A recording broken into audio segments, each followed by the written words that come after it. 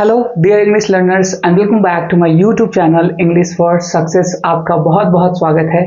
And today in this session we are going to discuss the second part of the relative pronouns and that is difference between that and which. आज के इस session में हम लोग discuss करेंगे that और विच के ऊपर, जो कि एक रिलेटिव प्रोनाउन एडजेक्टिव क्लाउज के रूप में यूज किए जाते हैं, और ये देखें कि दोनों में डिफरेंसेस क्या है और सेंटेंस में इसके यूज कैसे किए जाते हैं। So let's get started. First, that is a defining relative clause. It means it is also called restrictive relative clause, and it gives essential or important information in the sentence. तो ये जो that है इसको defining relative clause कहते हैं, इसको restrictive भी कहते हैं। डिफाइनिंग रिलेटिव क्लाउज कहने का मतलब, इसका मतलब कि वो अपने एंटीसीडेंट यानी कि उसके पहले आने वाले नाउन या प्रोनाउन जो हैं उसके बारे में वो और एक्स्ट्रा इंफॉर्मेशन देता है, इसेंशियल और इंपॉर्टेंट इंफॉर्मेशन। दैट्स व्हाई इसको हम लोग क्या कहते हैं, डिफाइनिंग रिलेटिव क्लाउज। मैंने यहाँ सेकेंड पॉइंट में मेंशन भी किया है, इसेंशियल और इंपॉर्टेंट इंफॉर्मेशन, यानी कि ये जो इंफॉर्मेशन देता है उस सेंटेंस के लिए ये बहुत ही ज्यादा इसेंशियल होता है, यानी कि जरूरी और महत्वपूर्ण। Right now on the other side which this is called non-defining relative clause. Non-defining कहने का मतलब कि वो अपने पहले आने वाले एंटीसीडेंट को, नॉन या प्रोनाउन को, उसको डिफाइन नहीं करता, उसके बारे में इंपॉर्टेंट और नेसेसरी डिटेल्स या इंफॉर्मेशन नहीं देता।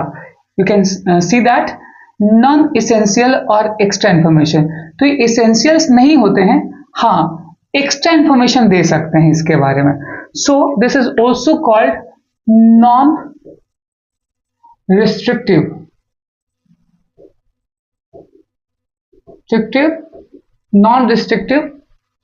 relative clause.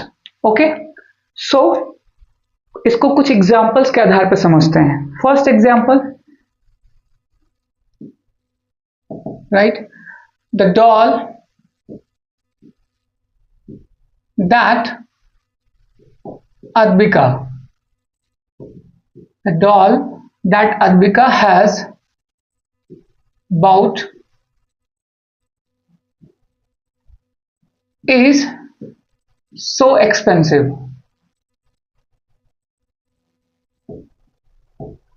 अब इस सेंटेंस को समझते हैं। दैट यहां पे क्या है, एक रिलेटिव प्रोनाउन के रूप में है, जिसको हम एडजेक्टिव क्लाउज भी कह सकते हैं। ऑफ कोर्स ये जो पूरा पार्ट है that is called defining relative clause. ये पूरे सेंटेंस, ये पूरा जो क्लाउज है अपने पहले आने वाले एंटीसीडेंट यानी डॉल यहाँ पे क्या है, नाउन, उसके बारे में इंपॉर्टेंट और नेसेसरी इंफॉर्मेशन दे रहा है। Now let's see, the doll that Advika has bought is so expensive, यानी कि वो डॉल जिसने अद्विका ने खरीदा है वो बहुत ही ज्यादा एक्सपेंसिव है, कॉस्टली है, महंगा है। ठीक है, तो ये दैट क्या है, अपने पहले आने वाले एंटीसीडेंट नॉन के बारे में एक इंपॉर्टेंट और एक नेसेसरी इंफॉर्मेशन दे रहा है। यानी कि इस सेंटेंस से इस पार्ट को अगर हटा दिया जाए तो इसके मीनिंग में क्या है, इसके मीनिंग पे इफेक्ट पड़ेगा, प्रभाव पड़ेगा। The doll is so expensive, okay, तो डॉल इज सो एक्सपेंसिव, लेकिन मैं उस डॉल के बारे में बात कही जा रही है, मैं तो से कह रहा हूं जिसको अद्विका ने खरीदा है, that is very expensive. It means that is the single doll in a whole shop that is so expensive, यानी कि इस पूरे शॉप में केवल एक ही डॉल है जिसके बारे में यहां पे कहा जा रहा है कि बहुत ज्यादा एक्सपेंसिव है, जिसे कि अद्विका ने खरीदा है। तो ये वाला जो क्लाउज है ये एक एक्स्ट्रा इंफॉर्मेशन और नेसेसरी इंफॉर्मेशन दे रहा है, किसके बारे में, इस डॉल के बारे में। And that's why it is called defining relative clause. इसको सेंटेंस से, हम तो से इस पार्ट को सेंटेंस से हटाया नहीं जा सकता, नहीं तो इसके मीनिंग में क्या है, सेंस में इफेक्ट पड़ेगा और ये कंप्लीट मीनिंग और सेंस को एक्सप्लेन करने में थोड़ा उसमें प्रॉब्लम होगी, यानी प्रॉब्लम इन द सेंस, अब कहने का मतलब द डॉल, मैं फिर से एक्सप्लेन करता हूँ, the doll that Advika has bought it's so expensive, यानी कि वो उस खास डॉल के बारे में बात की जा रही है जिसे अद्विका ने खरीदा है, राइट, खरीदा है, और वही डॉल केवल एक्सपेंसिव है। हो सकता है उस शॉप में बहुत सारे डॉल्स हो लेकिन वो सारे एक्सपेंसिव ना हो, लेकिन जिसे अद्विका ने खरीदा है दैट इज सो एक्सपेंसिव। तो इसलिए ये रिलेटिव प्रोनाउन है, और ये वाला जो पार्ट है इस सेंटेंस का जो क्लाउज है that's called defining relative clause, and this is called restrictive. इसका होना यहाँ पे क्या है, अनिवार्य है, नेसेसरी है, तभी वे क्या है अपने एक्स्ट्रा इंफॉर्मेशन को, यानी कि एक्स्ट्रा मीनिंग को इसमें ऐड करेगा, इसेंशियल मीनिंग को। आई होप इट इज क्लियर। एक और एग्जांपल चलते हैं, नेक्स्ट एग्जांपल में हम लोग लेते हैं the meeting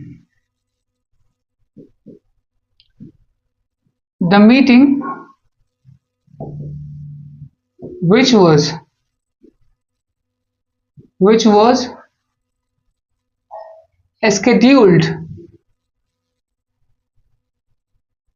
at 5 p.m. today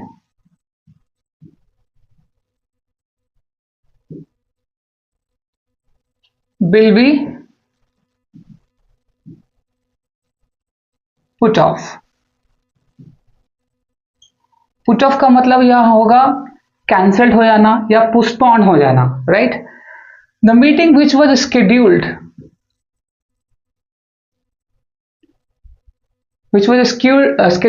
at 5 p.m. today will be put off। It means postponed or cancelled। The meeting, जो मीटिंग आज रखी गई थी 5 बजे, उसे कैंसिल कर दिया जाएगा, राइट, कैंसिल कर दिया जाएगा। अब ये वाला जो पार्ट है विच का, ये विच वाला जो है that is relative pronoun. It's giving a meaning और it's giving a extra information, right, extra information about that meeting. किसके बारे में कही जा रही है, इस मीटिंग के बारे में जो कि ऑर्गेनाइज किया गया था आज 5 बजे, उसको कैंसिल कर दिया जाएगा। तो इस सेंटेंस को ऐसे भी समझा जा सकता है, the meeting will be put off, meeting को कैंसिल कर दिया जाएगा जो कि आज 5 बजे रखा गया था। तो ये जो पार्ट आप देख रहे हैं यहां से यहां तक, that is called non restrictive और नॉन डिफाइनिंग रिलेटिव क्लाउज, यानी कि इस क्लाउज का इस सेंटेंस में कोई इंपॉर्टेंस नहीं है, यानी कि अगर इसको हटा दिया जाए तब भी ये क्या है, इसका एक सेंस बनेगा। The meeting will be put off, meeting को कैंसिल कर दिया जाएगा, रद्द कर दिया जाएगा। तो ये सिंपली इस क्लाउज का काम क्या है, ये सिंपली इस मीटिंग के पहले आकर इसके बारे में एक्स्ट्रा इंफॉर्मेशन दे रहा है। That is not important, that is not essential, but it's a giving extra information. बस इसमें एक्स्ट्रा इंफॉर्मेशन के रूप में इसको ऐड किया गया है। इसको हटाने के बाद भी ये जो मीनिंग है the meeting will be put off, that will be clear, इससे इसका मीनिंग क्लियर हो जाएगा। तो अक्सर आप देखेंगे दैट को यूज यहाँ पे क्या है, एक रिलेटिव प्रोनाउन जो कि इसेंशियल या डिफाइनिंग कहते हैं या रिस्ट्रिक्टिव कहते हैं, जिसका यूज होना अनिवार्य है। विच, जिसको कि अक्सर हम लोग कॉमा से सेपरेट करते हैं, एक कॉमा आप देख सकते हैं यहाँ पे और दूसरा कॉमा यहाँ पे, जिससे कि ये पता चलता है कि ये सेंटेंस में आकर बस एक एक्स्ट्रा इंफॉर्मेशन दे रहा है जो कि नॉन इसेंशियल है, इंपॉर्टेंट नहीं है, ठीक है। आप दोनों के मीनिंग को तुलना कर सकते हैं, जो कि ये दैट वाला जो पार्ट है अद्विका हैज बॉट, यानी कि उसी डॉल के बारे में बात की जा रही है जो कॉस्टली है, जिसने अद्विका ने खरीदा, not talking about the other dolls. Okay, now let's take an another example,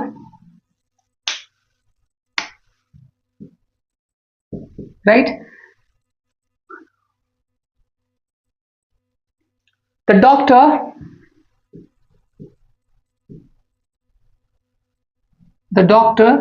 that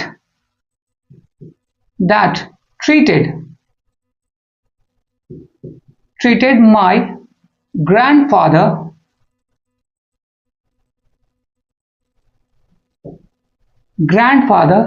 has incredible patient।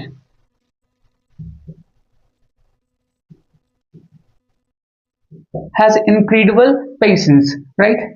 अब यहाँ पे इस सेंटेंस को समझते हैं।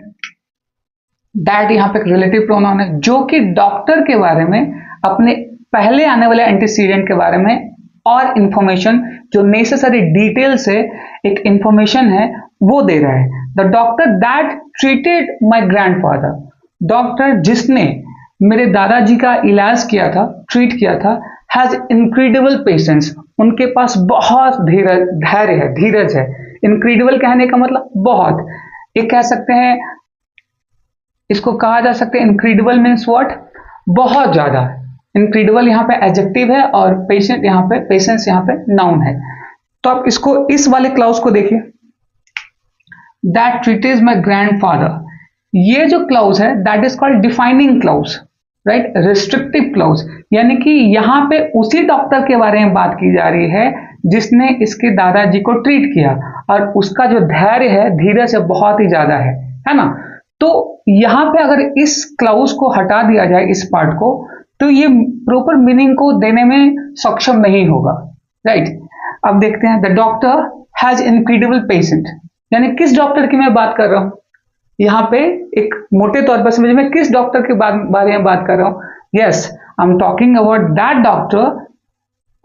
Doctor that treated my grandfather, यानी कि जिसने मेरे दादाजी का इलाज किया था, ट्रीटमेंट किया था। तो दैट्स वाई इसको क्या कहा जाएगा, ये एक इसेंशियल और कह सकते हैं डिफाइनिंग रिलेटिव क्लॉज। तो ये एक हमारा सबसे पहले एक रिलेटिव प्रोनाउन है, और ये जो पूरा पार्ट है इसको हम लोग क्या कहेंगे, डिफाइनिंग क्लॉज या रिस्ट्रिक्टिव क्लॉज, जो कि जिसका इस सेंटेंस में होना अनिवार्य है। आई होप इट इज क्लियर। एक और एग्जांपल से समझते हैं, राइट, एक और एग्जांपल से समझते हैं। द बिल्डिंग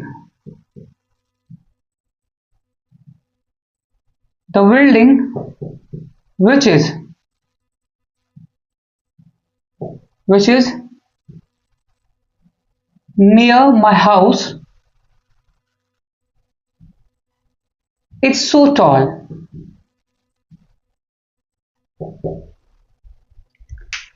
बिल्डिंग जो मेरे घर के नजदीक है वो बहुत ही लंबा है, बहुत ही लंबी बिल्डिंग है मेरे इस घर के पास वाली। तो ठीक है, अब ये देख रहे हैं विच यहाँ पे क्या है, रिलेटिव प्रोनाउन है, जो कि अपने आने वाले एंटीसीडेंट के बारे में, पहले आने वाले सब्जेक्ट या नाउन के बारे में क्या है, वो एक्स्ट्रा इंफॉर्मेशन दे रहा है।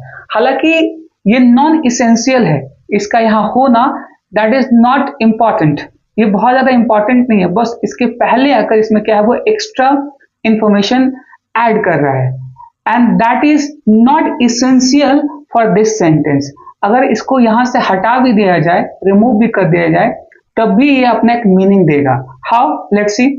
The building is so tall, building बहुत लंबी है ना, लंबी है। अब यहाँ पे क्या है, एक्स्ट्रा इंफॉर्मेशन क्या है कि वो मेरे घर के नजदीक है। तो हालांकि वो मेरे घर के नजदीक है, इससे इस सेंटेंस पे इसका कोई प्रभाव नहीं पड़ रहा, उस बिल्डिंग से इसका कोई मतलब नहीं है, right. The building is so tall, building बहुत लंबी है जो कि मेरे घर के नजदीक है। तो घर के नजदीक होने कहने का मतलब कि ये एक एक्स्ट्रा इंफॉर्मेशन हो गया, हालांकि इससे इस बिल्डिंग पर इसका कोई प्रभाव नहीं पड़ रहा है, इससे कोई मतलब नहीं है इस सेंटेंस से।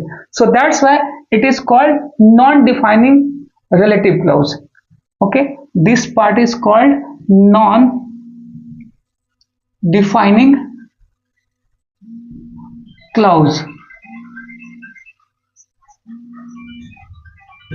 आई hope it is clear. Okay, so यहां मैंने 4 एग्जाम्पल्स दिए हैं। I have given a 4 examples and explained what is the concept of that and which using in a sentence differently, separately. Once again it's a time of quick review, जहां पे इसको एक छोटे से क्विक रिव्यू के आधार पर समझते हैं। दैट का use as a relative pronoun किया गया है, जो कि अपने आने वाले एंटीसीडेंट यानी पहले जो यूज किया गया है नाउन या सब्जेक्ट या प्रोनाउन को, उसके बारे में इसेंशियल इंपॉर्टेंट क्या है, एक इंफॉर्मेशन देता है, जो कि इस सेंटेंस के लिए क्या है, ये क्लाउज जो होता है जिसको हम लोग डिफाइनिंग रिलेटिव क्लाउज कहते हैं या रिस्ट्रिक्टिव रिलेटिव क्लाउज कहते हैं, ये इंपॉर्टेंट होता है। वही दूसरी तरफ विच जो है वो सेंटेंस में आकर क्या है, एक्स्ट्रा इंफॉर्मेशन देता है, दैट इज नॉट इंपॉर्टेंट और इसेंशियल फॉर द सेंटेंस, और इसीलिए इसको क्या है, आई से इसको एक कॉमा के द्वारा इसको सेपरेट किया जाता है। हालांकि सेंटेंस के लिए उतना इंपॉर्टेंस नहीं होता, इसके बिना भी सेंटेंस का मीनिंग निकाला जा सकता है। Sentence will be meaningful without using non defining relative clause, जिसको हम लोग नॉन डिफाइनिंग या नॉन रिस्ट्रिक्टिव क्लॉज भी कहते हैं। Okay, so I hope it is clear. अगर थोड़ी सी भी प्रॉब्लम है तो आप इस वीडियो को दोबारा देखें, आपका कॉन्सेप्ट पूरी तरीके से क्लियर हो जाएगा। Okay, so that's all for the day. If you like my video, please subscribe my channel, hit the icon bell and like my videos as much as possible. So आज के लिए इतना ही। We'll meet in another session with another video. Till then, goodbye.